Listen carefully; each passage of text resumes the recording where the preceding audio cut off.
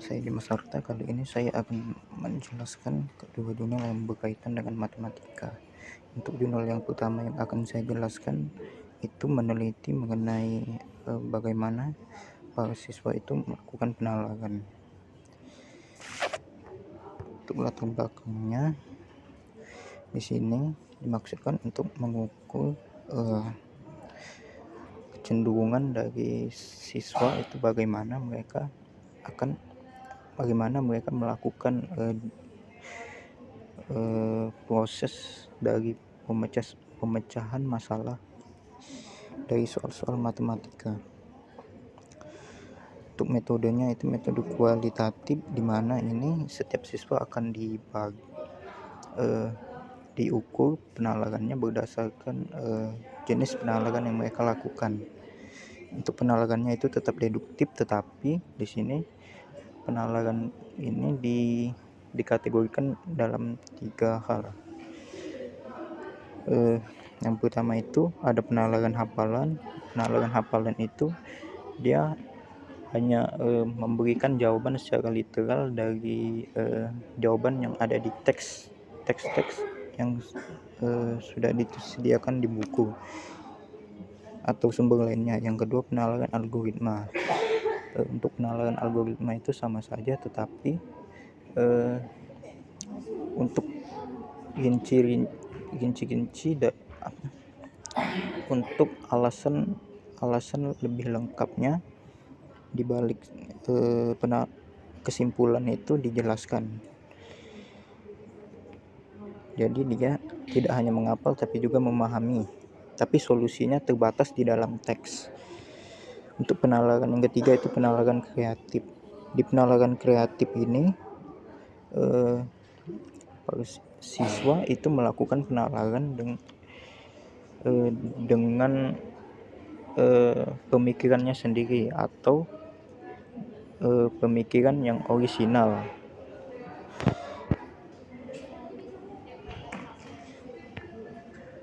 Di sini hasil dari diskusi itu didapatkan bahwa masih banyak di sini hasil ditemukan untuk siswa yang melakukan penalaran kreatif itu memberikan jawaban yang panjang dan juga deduksi dan juga alur dari jawabannya itu lebih lengkap dan jelas gitu. Nah, untuk siswa yang menjawab dengan penalaran algoritma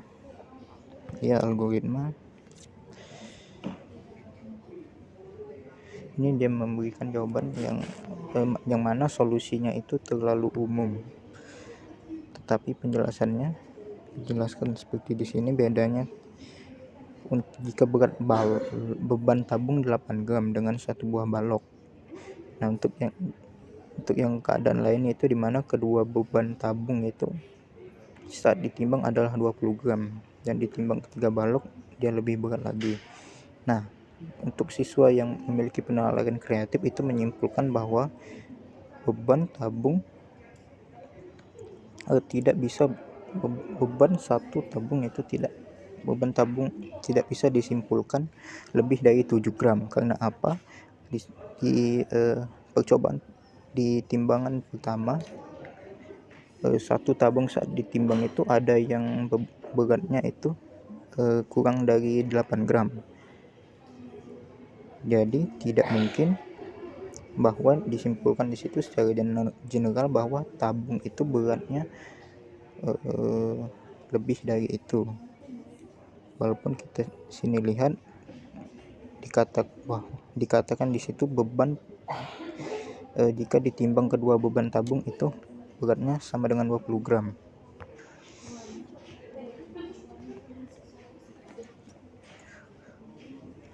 Kemudian untuk jawaban yang menggunakan penalaran algoritma, buat satu balok itu diperkirakan secara kasar 7 gram, dan dia menarik kesimpulan berdasarkan gambar atau induksi itu 1 balok ditimbang dengan beban 8 gram.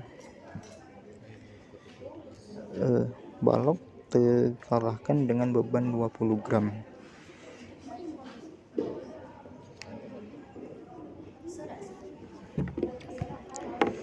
Jadi maksud di sini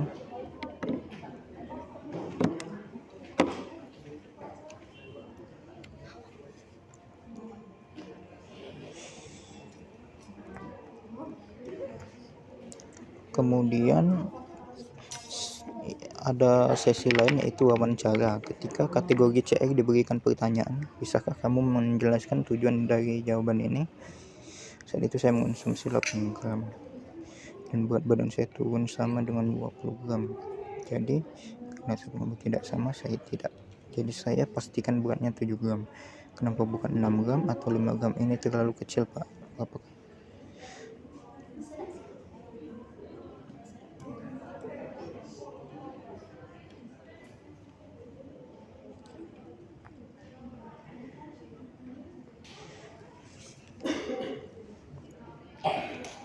Nah, di jawaban ini siswa nih melakukan penalaran berdasarkan intuisinya bahwa tidak mungkin berat dari benda tersebut itu memiliki berat 6 atau 5 gram karena menurutnya terlalu kecil.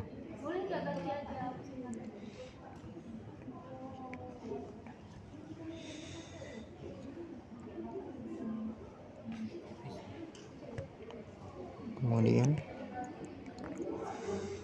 untuk jawaban yang ketiga itu menggunakan hafalan.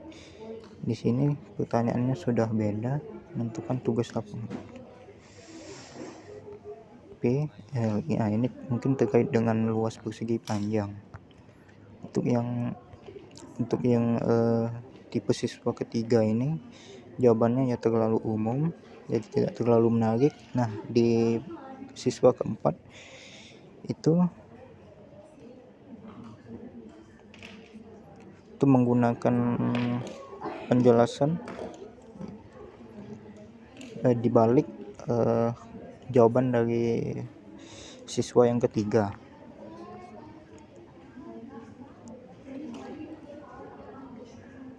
Di sini dia tidak langsung dimulai dengan rumus untuk menjawabnya, tetapi menjelaskan langsung apa yang dia diketahui untuk sampai kepada kesimpulannya.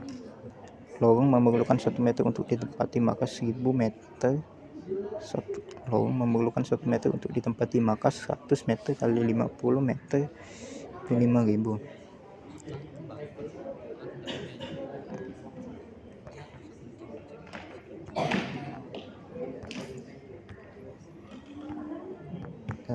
Kita skip saja.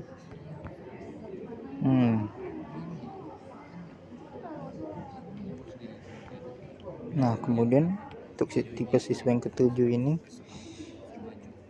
dia menggunakan juga beberapa pengetahuannya, tetapi di sini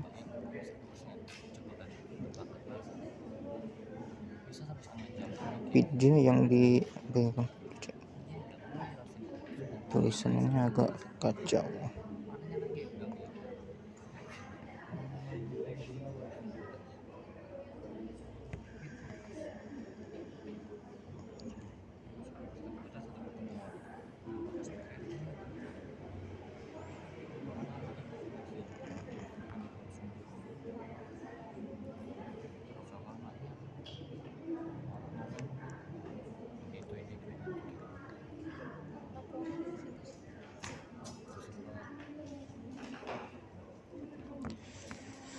Ya, kita langsung saja ke kesimpulannya.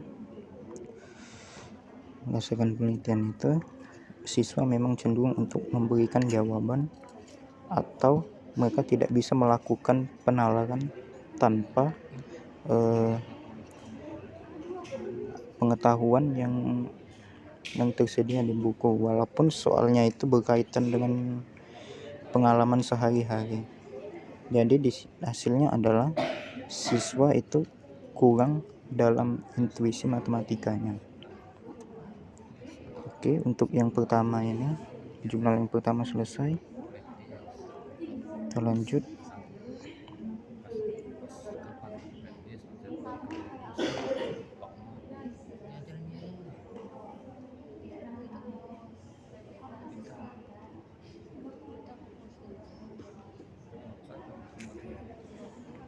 Menarik.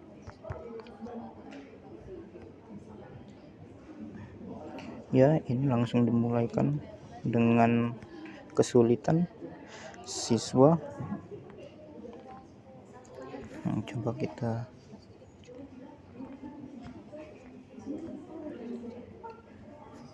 ini agak kacau. Coba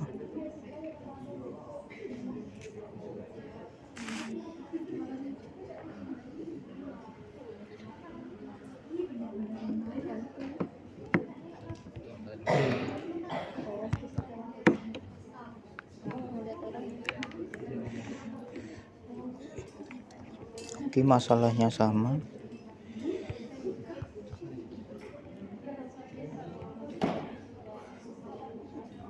Masalahnya itu sama, latar belakangnya sama. Kita lihat metodenya, metode penelitian di sini kuantitatif dan kualitatif. Jadi dari sini mencoba untuk menjelaskan fenomena dengan sebuah teori dan juga melakukan dan juga mengambilkan kesimpulan secara statistik. Di sini kesimpulannya itu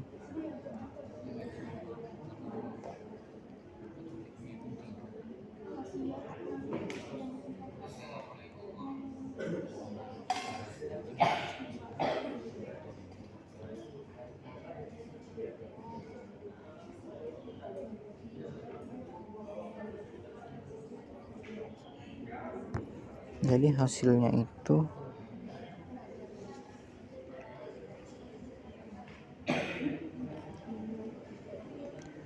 ini dari deskripsi kemampuan memecahkan soal. Ini tentang materi-materi probabilitas kata-kata terendah oleh seseorang. Risiko yang diraih memperoleh skor tertinggi atas 92 untuk strata terendah.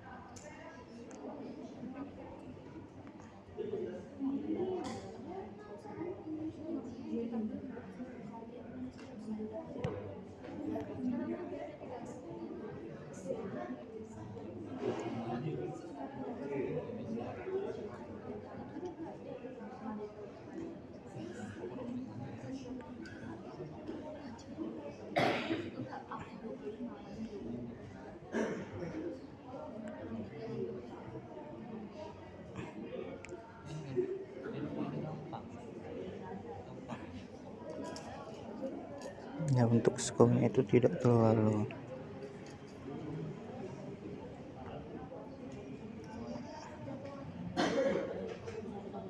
ya. Sini kita langsung lihat masalah yang diberikan kan.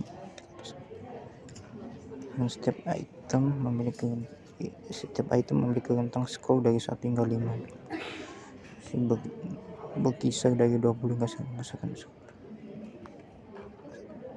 skor.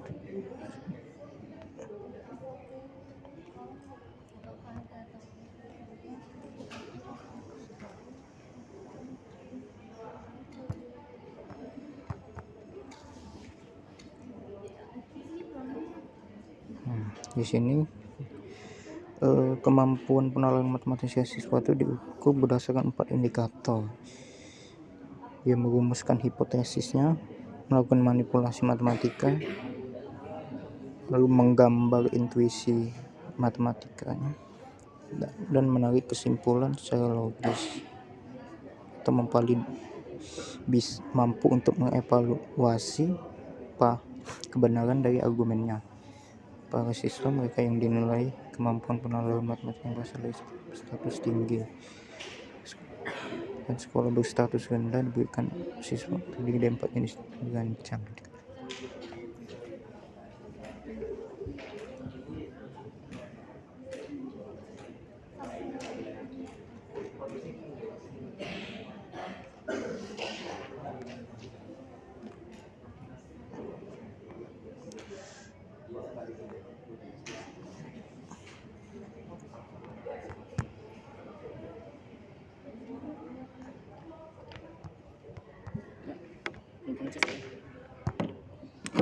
Yuk.